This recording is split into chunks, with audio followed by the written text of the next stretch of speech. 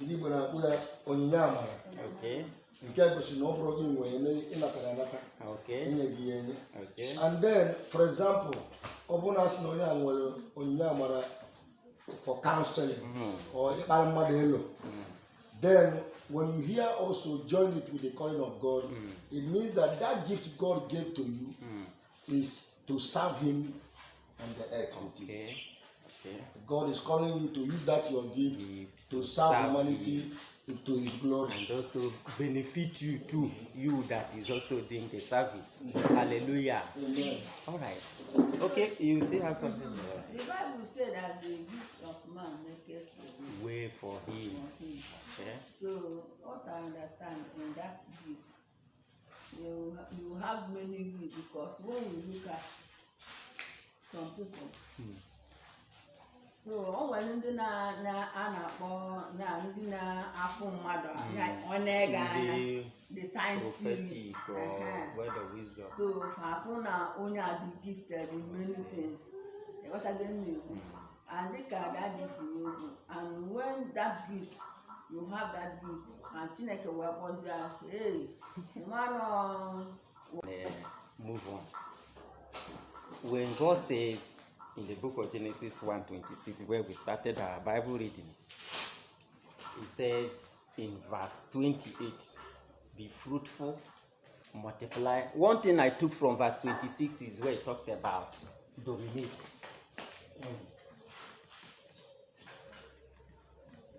If you read King James, you see they say you should have dominion. Dominion on earth. In verse 28, it talks about multiply, subdue, and it still mention be fruitful. And at the end again, he say have dominion for the second time. Just verse 26, we see have dominion. Verse 28 again, we see have dominion, which means there's something we are to dominate. And some people have mistaken this dominion for you are to dominate your fellow human beings, which is not actually what the Bible is talking about.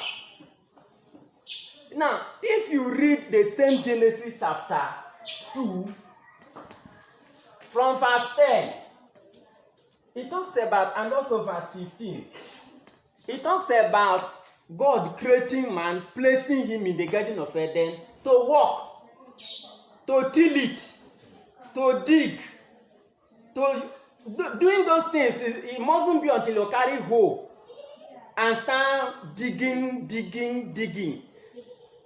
There are gifts in you that when you discover them, do them very well, you are at the same time tilling.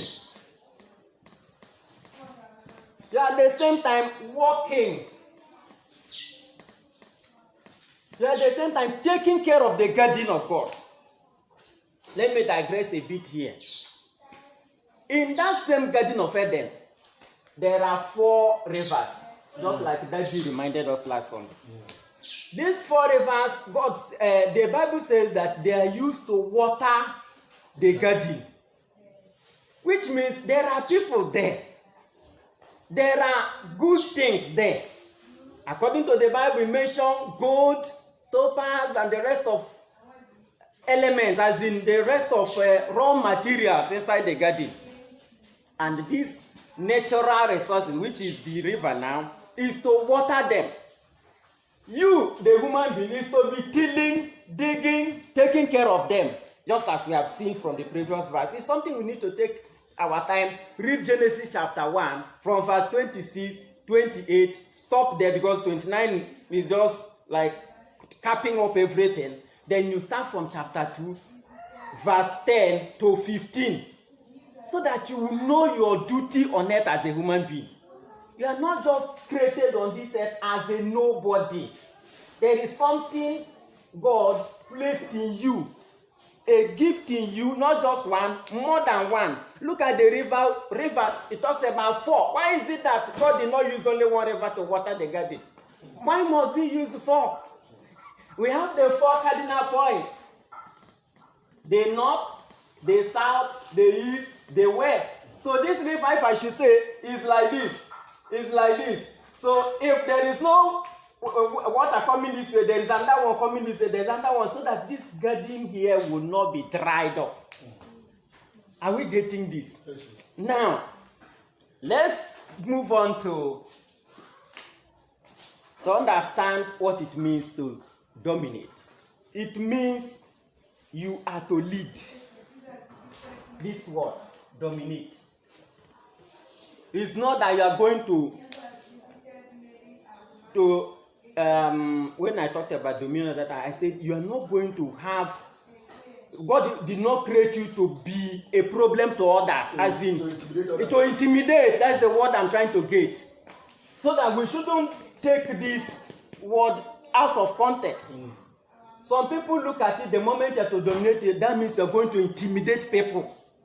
Rather, God made you a leader that will take good care of the gift in you. You use that gift in you to lead. influence on you. Yes. And leadership is talking about influence. Yes. Just like John C. Maxwell. Talking about influence. He's talking about being in charge. According to Miles Monroe. Talking about being in charge. You have to be in charge of this. There is a person in charge of this church that I'm standing now. Hope you know. And the whole overall in charge is who? Jesus Christ. Yes, sir. There is this, you have to be in charge. So talking about dominating or being in dominion, you have to be in charge of a certain thing.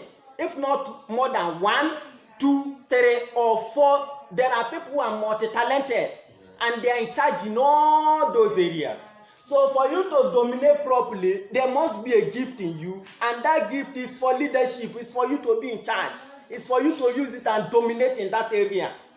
If we mention banking sector, for instance, in Nigeria, there are banks that you look at and say, this one, yes. I don't need to be advertising them. Then there are banks when they mention, say, this one, you know, you have already known that this one is not leading. There are schools in Oka here, if they mention it, you say, yes, that one is on top. As in, if I have the money, I will send my children to that school. Which means that one is leading. And there are schools when they mention, say, or if it's like that, we should wait. When money comes, we go to the other one. Are you getting this thing now? Yes, it does not mean the other one was there to be intimidating. It's just doing what they discover their gift, they discover their talent, and they're doing them very well. And that is why they are in charge. When you come to automobile, there are cars, when you mention them, you say, you can't compare this car with the other. Are we getting this? Because they are in charge when it comes to automobile. They are the one leading. Yes, We need to understand this leadership of it so that you will know how to lead and not to intimidate people. Being in leadership means you are in charge. And it must be something you have, the tools you are using to lead, which is your gifts. I want to take much time and talk about this gift of a thing very well before we now move to calling. So, if you go to the field of music, there are people, when they mention the name, you say, yes, this person is a leader, this person is in charge. If we talk about football, for instance, there is no way you can discuss the present football players now without mentioning people like Ronaldo. For those who watch, without mentioning people like Lionel Messi. And when it comes to Nigeria, there are people, when they talk about football, you must include them. Even when they have left the scene, people like Jejo Kocha, Kanu Nwankwo, they are still being remembered because when they were playing, they were in charge. Are we getting it now? And what did they use to be in charge? They used their gifts. So all we need now is to understand our gift, do them very well, so that we will be in charge. We will now exercise dominion in that field. So that when people mention your name, or when they mention the field you are, they remember you. Are we getting this now? Yes, sir. When you come to radio and TV shows, there are people, when you remember, even when they are no longer there, you say, this one, yes, he or she knows what he or she is doing. So to dominate does not mean you are going in that field to compete with people and to intimidate them. You're only going to exercise your gift, the gift that you have discovered, I think we have taken enough time last time to talk about a gift. We talked about talent. We talked about skills. So by now you're supposed to have known your gift. When I talked about potential the other day, you must have known that thing that you can close your eyes and do it without stress. Something you have passion in. By now you might have discovered them and you are doing them very well. So that when people call you in that area, you will not just be talking trash. You will be saying it the way it is. And when you finish talking, they'll say, is the prof in that? The people will be happy that you came. All right. Now, to discover your gift is very important because it will place you ahead of others. It will help you to stand out. It will give you a step towards leadership, towards the right direction. So when somebody shows competence, because leadership also has to do with what is called competence. When anyone shows competence, like, let me go back to Kocha. The way he plays and dribbles, when he comes in the field to play, and other players like the old Ronaldinho, and all the old people that played the way he was playing, they will quickly know that this one is more competent in the area of dribbling. Dribbling is a gift than the other people. Maybe the other ones will be good at, as soon as they get the ball, they will just send it to the goalpost and score. Okocha will do some other acrobatic style before he will now bring it to the 18. Maybe they will collect, at least he has displayed something that everybody will be, hey, you hear people. He was displaying his gift, and that does not make him, make those who doesn't dribble well as bad footballers. No. Are you getting the way it is now? He is only displaying his gift. His gift may not be that of scoring, but when he dribble and pass it to another player from his own team, maybe that one will be the one to send it to the net. Do you see now how to be in charge, how to dominate, how to lead? Because you must have what is called competence. So when somebody displays this competence, we will willingly follow the person. That is where this issue of people, physical people following you as this one is our leader, it affects the whole country. Yes. Because you must have to define gift, linking it with leadership. And there's no way we can talk about leadership without talking about what the person is competent in. We've already seen him before leading, and we saw how he led. And a lot of people cried. The same people, some are still alive, telling those who are young that we saw this man last time, and we really cried, physical tears fell. And somebody said he must go. They did not define competence when they were beating those that disagreed with them. And we need to understand this. As a person, what am I competent in? Is that your gift that you are going to give the people? So for us to exercise leadership in any area of our life, we must know our gift and we must know our calling. Even in a day you put it down. For you to lead in that area, are you in music, are you in sports, are you in church as a pastor, whatever you are doing, you must discover your gift in that area and your calling and exercise it very well. Is something you can use to lead. I am talking to you people and you kept quiet and listening to me because I am talking. And somebody will be talking like this. So when you see the person talking, you say, and you'll be going your way because you see him as just ordinary okwanyono that makes no sense. But you people care why some of you are taking that note, because I discovered my gift in talking, and I'm talking to you in line with something that you are interested to know about. I'm using that same gift to teach you about gift. Are we getting this? Yes. So if it's in music, discover not all the whole music that you can sing. There are genres. Hip hop, high life, you know them, reggae, disco, so that you will now do well in that area. When they mention so and so type of music, people mouth will be itching to mention you. You can't talk about reggae today without remembering people like Bob Marley, Lucky Dube, high life, you know them. Oliver De Coke with them. And Osadebe. So that is how it is. You need to discover your gift. You need to discover your talent. And also your calling. Now, what is this calling that we are talking about? Throughout the Bible, we see how God called people into leadership role.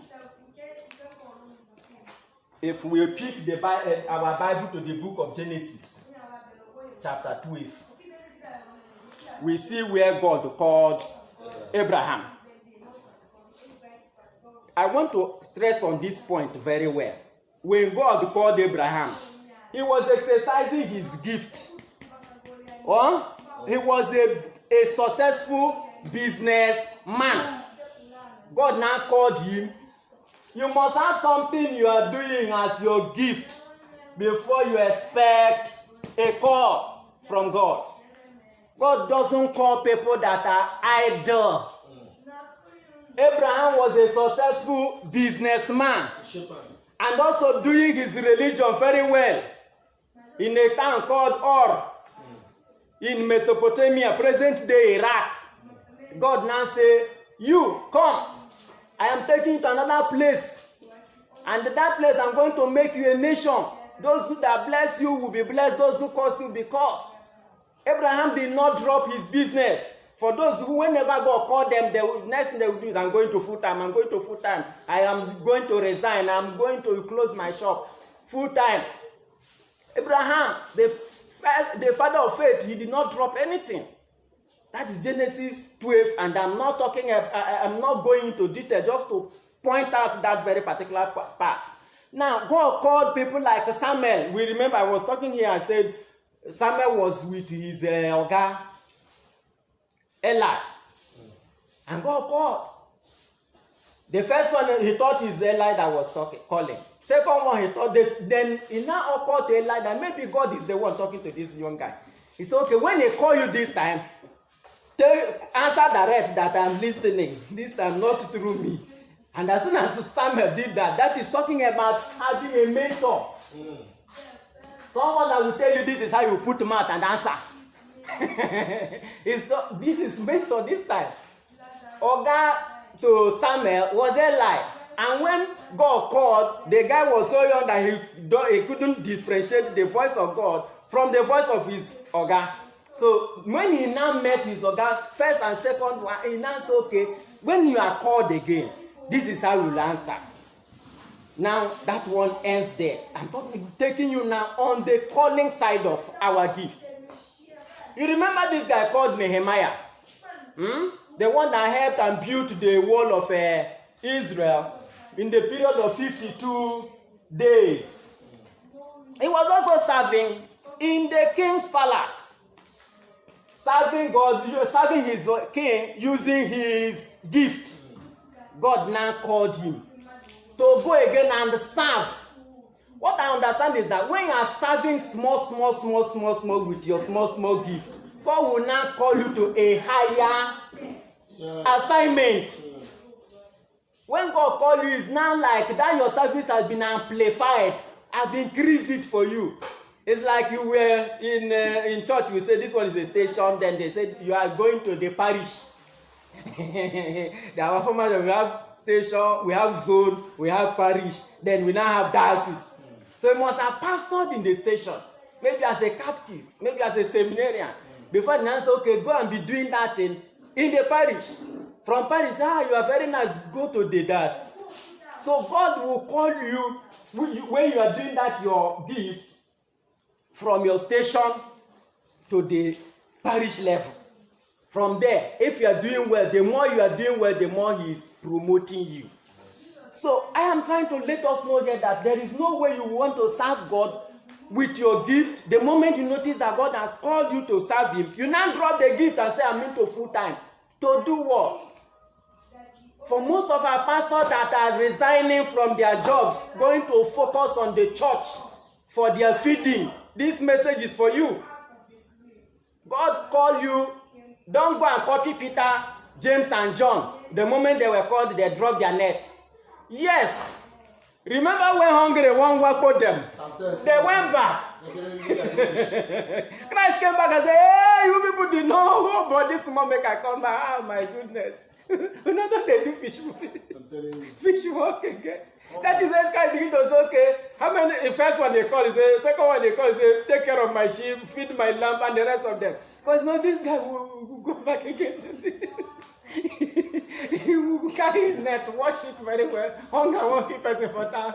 So, full time too soon. He has killed a lot of people. He killed a lot of gifts. And we that is supposed to start with your gift, we are left empty-handed. So, we need to know these things.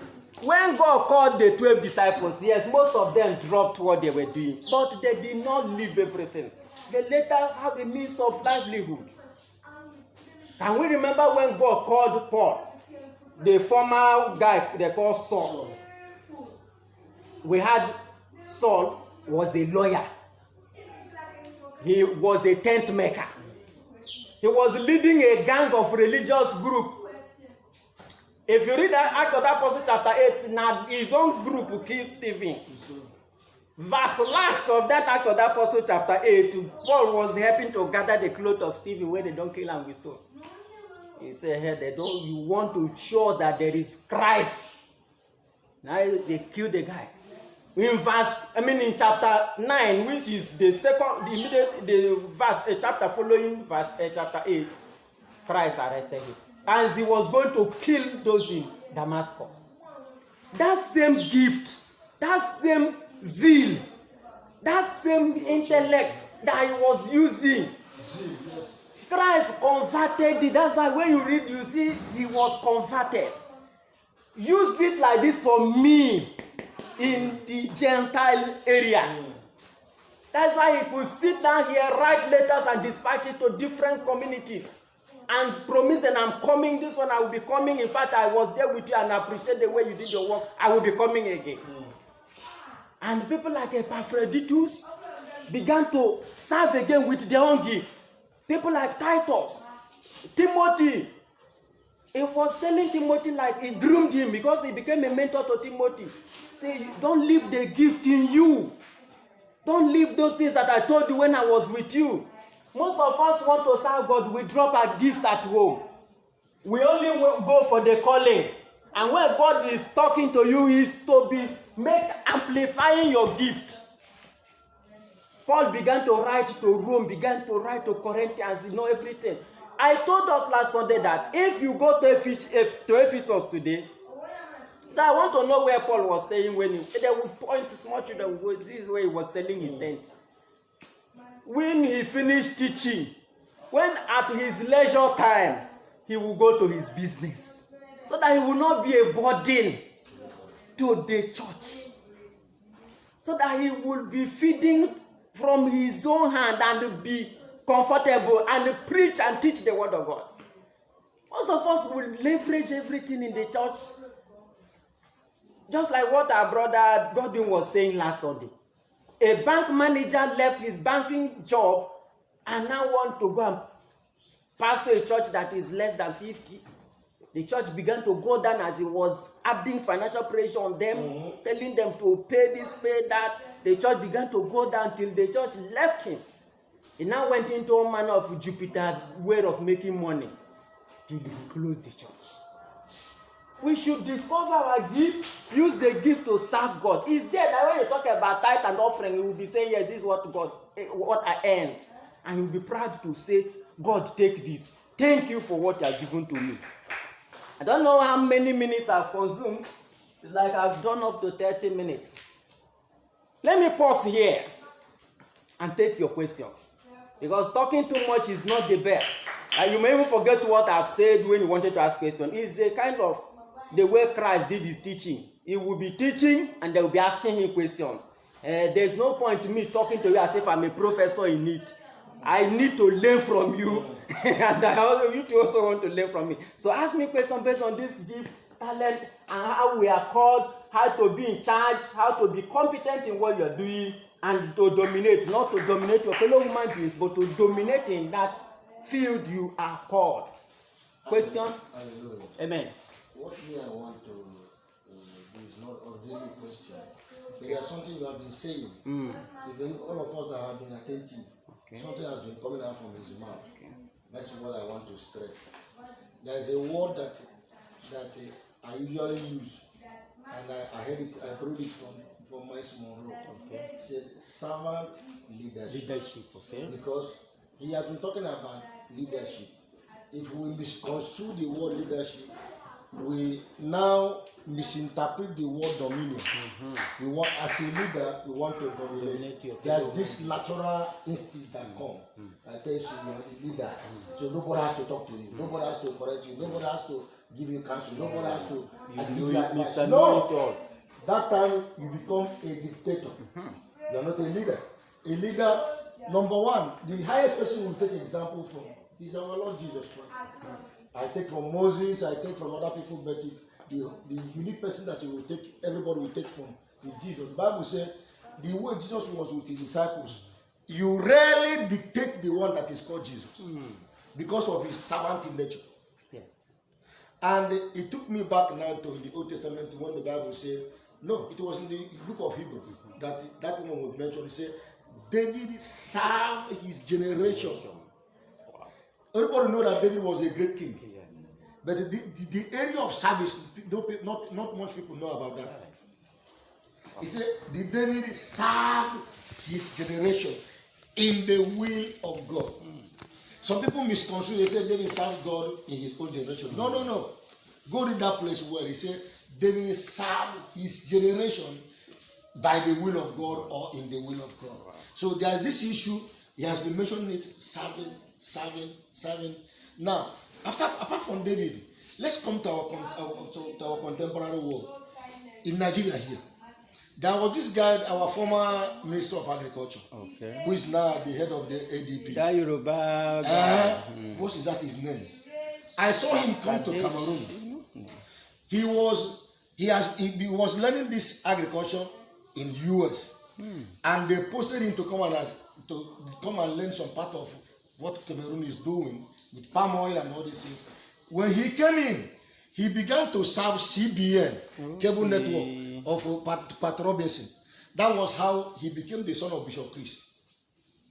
That was 1980. That was 1998, 99. Before he went back to US and he came back to Nigeria and became a minister. You understand? So if you follow